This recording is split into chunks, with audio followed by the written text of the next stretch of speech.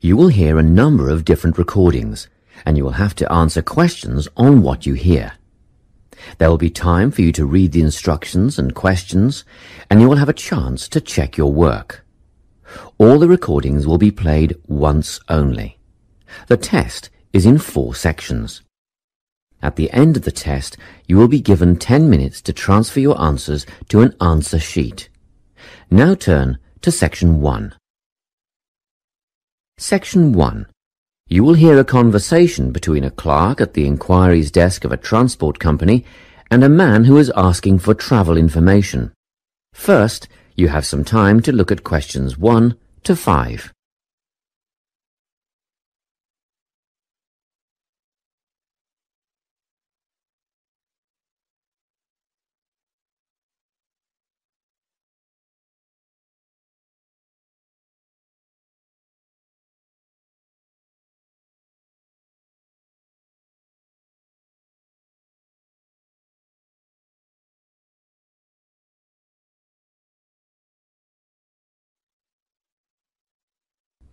Now we shall begin.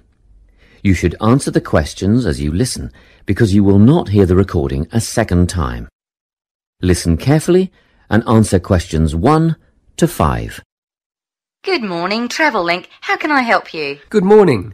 I live in Bayswater and I'd like to get to Harbour City tomorrow before 11 a.m. Well, to get to Bayswater... No, I live in Bayswater. My destination is Harbour City. Oh, sorry.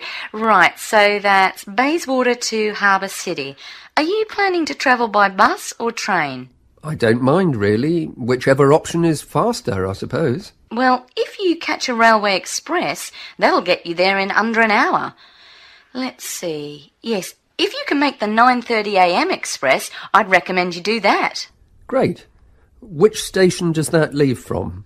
Helendale is the nearest train station to you. Did you say Helensvale? No, Helendale. That's Helendale. What's the best way to get to the Helendale station then? Well, hang on a minute while I look into that. Now, it seems to me that you have 2 options. Option 1 would be to take the 7:06 bus from the Bayswater Shopping Centre to Central Street. When you get there, you transfer to another bus which will take you to the station. Or the second option, if you don't mind walking a couple of kilometres, is to go directly to Central Street and get straight on the bus going to the train station. OK. Which bus is that? The 792 will take you to the station. I guess the walk will be good for me, so that might be the better option. What time do I catch the 792? There are 2 buses that should get you to the station on time, one just before 9 o'clock and one just after. But look, at that time of the morning it might be better to take the earlier one, just in case there's a traffic jam or something. The 8:55 is probably safer than the 9:05. Yeah, I don't want to miss the train, so I'll be sure to get on the 5 to 9 bus. Before you hear the rest of the conversation, you have some time to look at questions 6 to 10.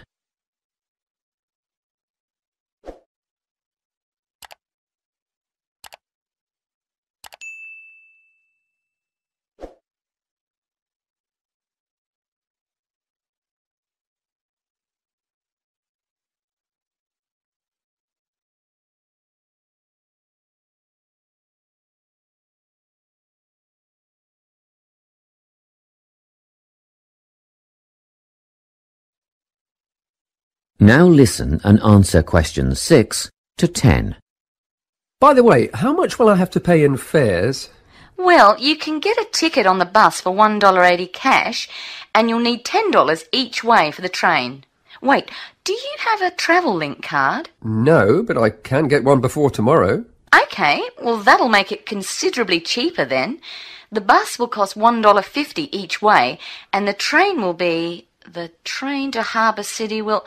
still cost $10 because you'll be travelling during peak hours in the morning, so no savings there, I'm afraid. However, if you could come back at an off-peak time... What does that mean? Well, if you could start your return journey before 5 p.m. or later than 7:30 in the evening... Actually, I wasn't planning on coming back till at least 8 o'clock anyway. Oh, in that case, you can make quite a saving if you use your travel link card.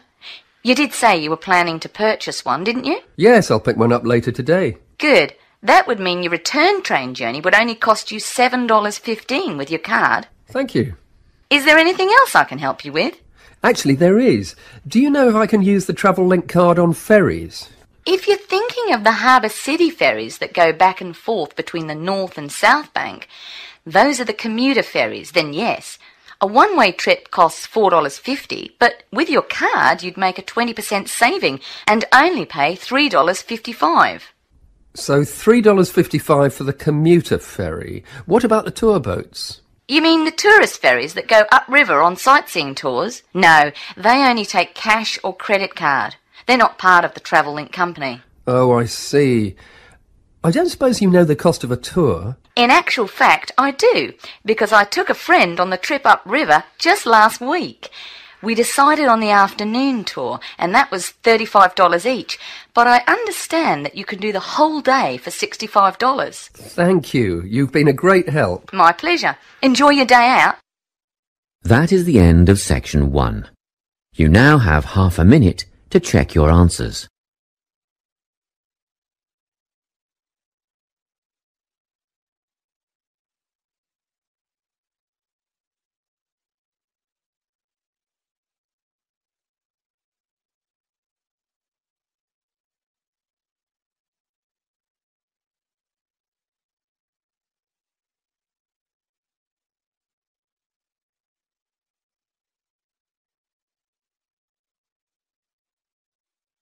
Now turn to Section 2. Section 2. You will hear a guidance counsellor talking to a group of students. First, you have some time to look at questions 11 to 14.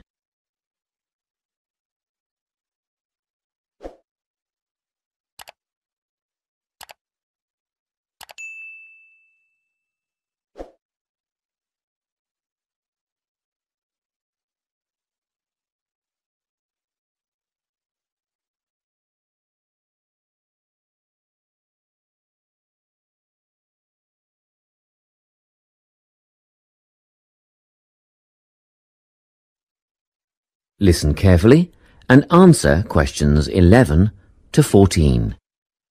Hello everyone. I'm the Counselling Administrator here at St Ives College, and I've been asked to come and talk to you about our counselling team and the services that we offer.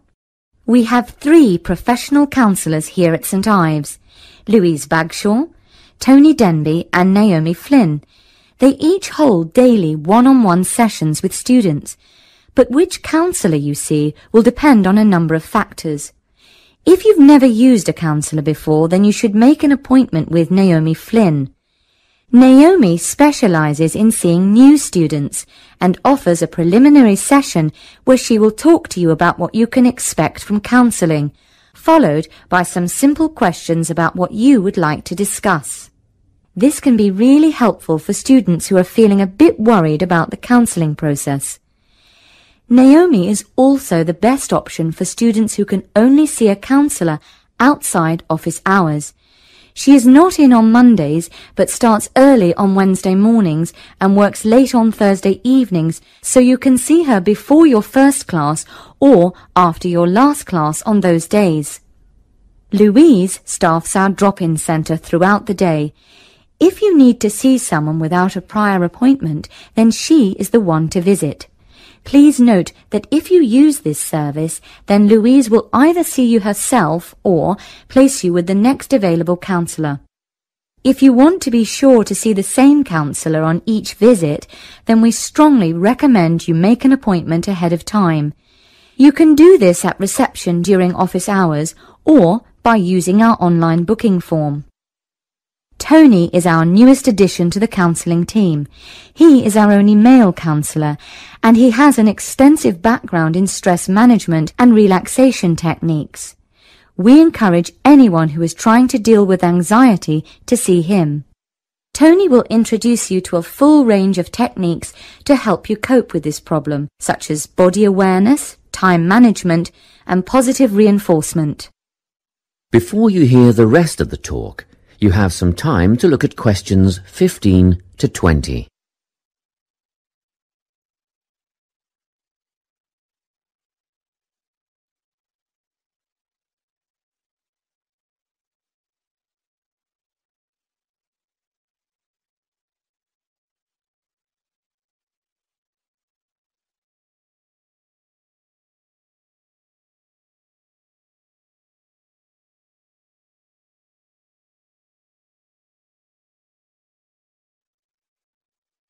Now listen and answer questions 15 to 20. Each semester, the counselling team runs a number of small group workshops. These last for 2 hours and are free to all enrolled students. Our first workshop is called Adjusting. We've found that tertiary education can come as a big shock for some people. After the structured learning environment of school, it is easy to feel lost. In this workshop, we will introduce you to what is necessary for academic success. As you might expect, we're targeting first-year students with this offering. Getting organised follows on from the first workshop. Here, we're going to help you break the habit of putting things off, get the most out of your time, and discover the right balance between academic and recreational activities. With Getting Organised, we're catering to a broader crowd, which includes all undergraduates and postgraduates. Next up is a workshop called Communicating. The way people interact here may be quite different to what you're used to, especially if you've come from abroad. We'll cover an area that many foreign students struggle with, how to talk with teachers and other staff. We'll cover all aspects of multicultural communication. International students tend to get a lot out of this class, so we particularly encourage you to come along. But I must say that sometimes students from a local background find it helpful too, so everyone is welcome. The anxiety workshop is held later on in the year and deals with something you will all be familiar with, the nerves and anxiety that come when exams are approaching. Many students go through their entire academic careers suffering like this, but you don't have to. Come to this workshop and we'll teach you all about relaxation and how to breathe properly, as well as meditation and other strategies to remain calm. We've tailored this workshop to anyone who is going to sit exams. Finally, we have the motivation workshop. The big topic here is how to stay on target and motivated during long-term research projects. This workshop is strictly for research students, as less advanced students already have several workshops catering to their needs. Well, that's it. Thanks for your time. If you have any questions or want more information about our services, do come and see us at the counselling service. That is the end of section 2. You now have half a minute to check your answers.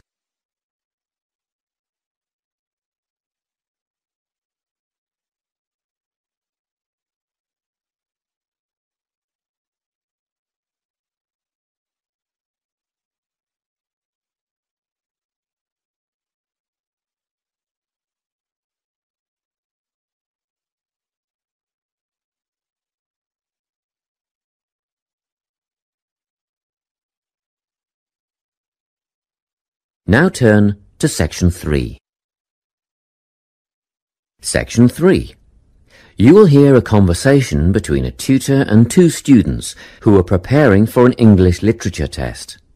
First, you have some time to look at questions 21 to 24.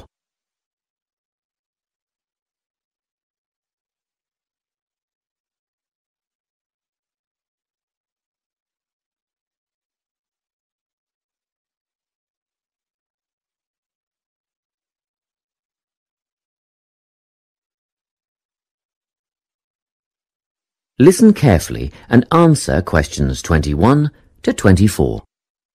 Hello, Lorna. Ian. Glad you could make it. You're the only two who put your names down for this literature tutorial, so let's get started, shall we? I want to run over some aspects of the novel The Secret Garden with you before the test next week. Be sure to take some notes and ask questions if you need to. Hey, Lorna, have you got a spare pen? Sure, here you are. Okay, so the story follows two key characters.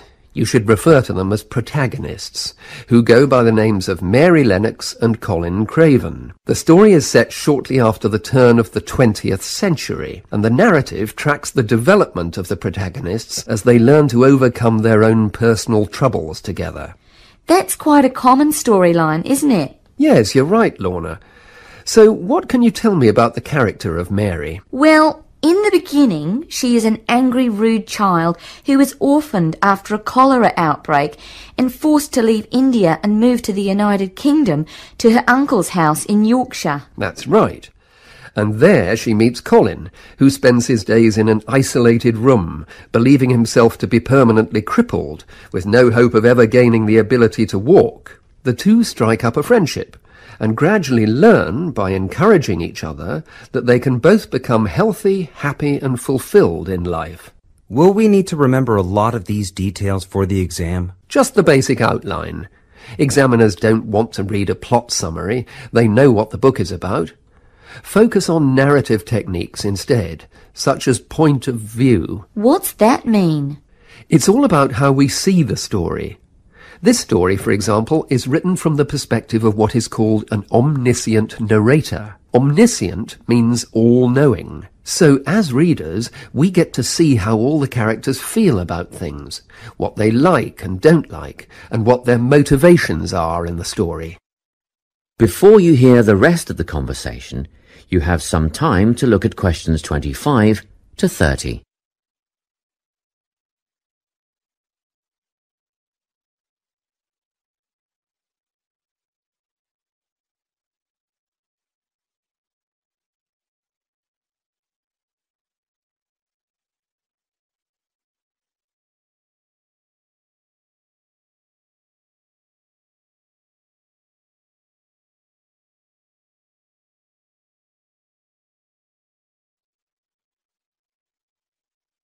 Now listen and answer questions 25 to 30.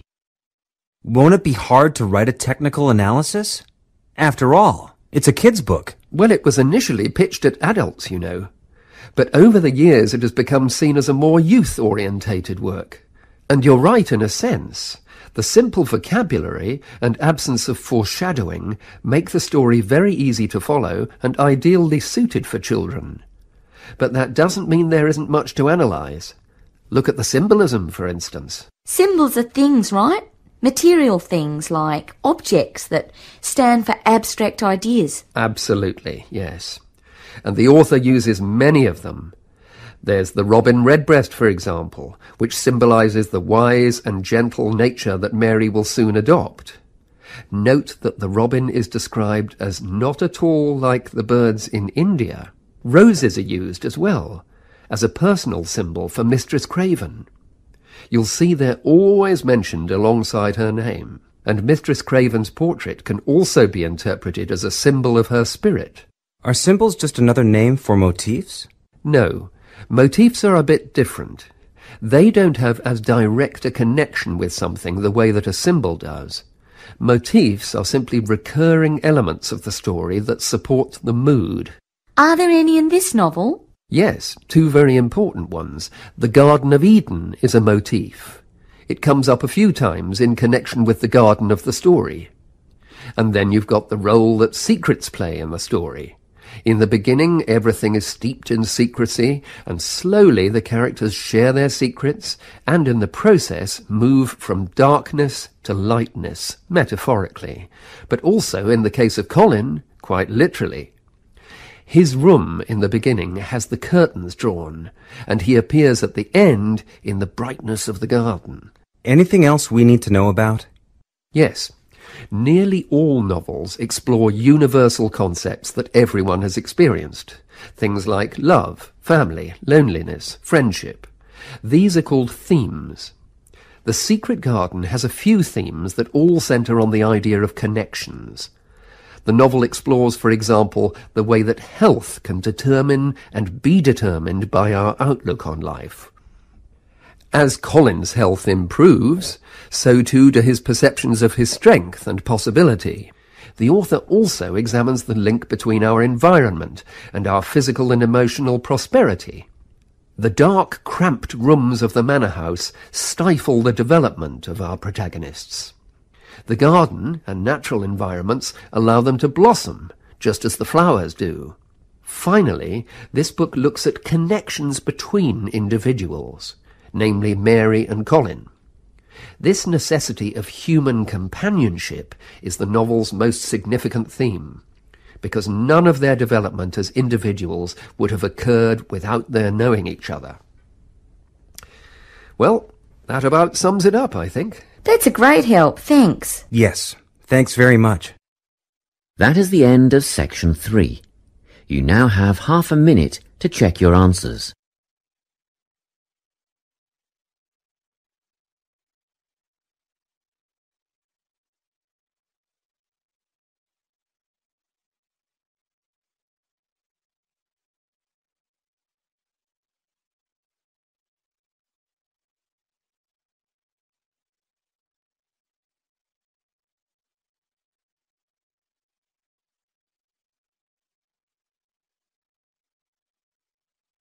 Now turn to section 4. Section 4. You will hear a talk on the topic of time perspectives. First, you have some time to look at questions 31 to 40.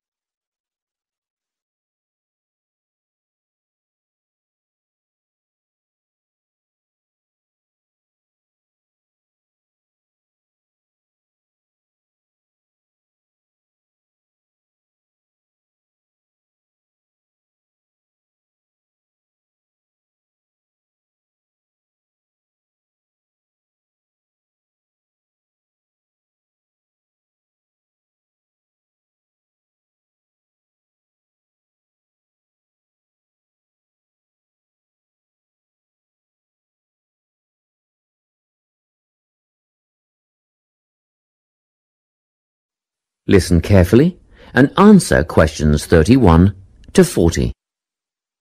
Today, I'm going to be talking about time. Specifically, I'll be looking at how people think about time and how these time perspectives structure our lives. According to social psychologists, there are 6 ways of thinking about time, which are called personal time zones. The first 2 are based in the past. Past positive thinkers spend most of their time in a state of nostalgia, fondly remembering moments such as birthdays, marriages, and important achievements in their life. These are the kinds of people who keep family records, books, and photo albums. People living in the past negative time zone are also absorbed by earlier times, but they focus on all the bad things, regrets, failures, poor decisions. They spend a lot of time thinking about how life could have been. Then, we have people who live in the present. Present hedonists are driven by pleasure and immediate sensation. Their life motto is to have a good time and avoid pain. Present fatalists live in the moment too, but they believe this moment is the product of circumstances entirely beyond their control. It's their fate, whether it's poverty, religion, or society itself. Something stops these people from believing they can play a role in changing their outcomes in life. Life simply is, and that's that. Looking at the future time zone, we can see that people classified as future active are the planners and go-getters. They work rather than play and resist temptation. Decisions are made based on potential consequences, not on the experience itself. A second future-orientated perspective, future fatalistic, is driven by the certainty of life after death and some kind of a judgment day when they will be assessed on how virtuously they have lived and what success they have had in their lives. Okay, Let's move on. You might ask, how do these time zones affect our lives? Well, let's start at the beginning. Everyone is brought into this world as a present hedonist. No exceptions. Our initial needs and demands, to be warm, secure, fed, and watered, all stem from the present moment. But things change when we enter formal education. We're taught to stop existing in the moment and to begin thinking about future outcomes. But did you know that every 9 seconds a child in the USA drops out of school? For boys, the rate is much higher than for girls. We could easily say, well, boys just aren't as bright as girls. But the evidence doesn't support this. A recent study states that boys in America, by the age of 21, have spent 10,000 hours playing video games. The research suggests that they'll never fit in the traditional classroom, because these boys require a situation where they have the ability to manage their own learning environment. Now, let's look at the way we do prevention education. All prevention education is aimed at a future time zone. We say, don't smoke or you'll get cancer. Get good grades or you won't get a good job. But with present-orientated kids, that just doesn't work. Although they understand the potentially negative consequences of their actions, they persist with the behavior because they're not living for the future. They're in the moment right now. We can't use logic, and it's no use reminding them of potential fallout from their decisions or previous errors of judgment. We've got to get in their minds just as they're about to make a choice. Time perspectives make a big difference in how we value and use our time. When Americans are asked how busy they are, the vast majority report being busier than ever before. They admit to sacrificing their relationships, personal time, and a good night's sleep for their success.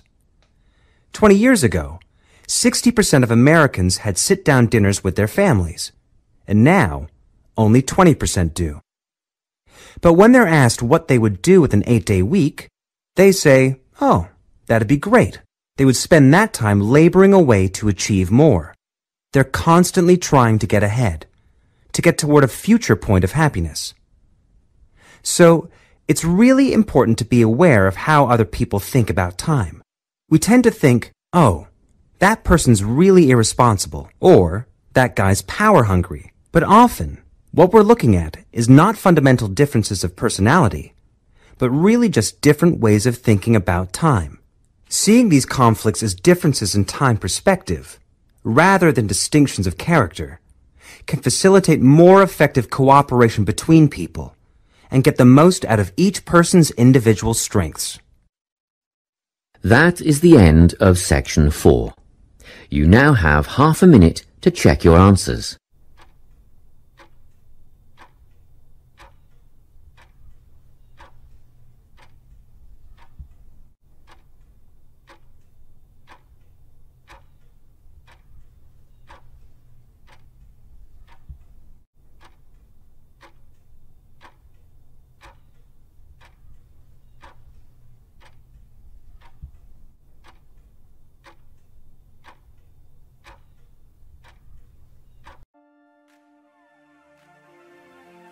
That is the end of the listening test. In the Ielts test, you would now have 10 minutes to transfer your answers to the answer sheet.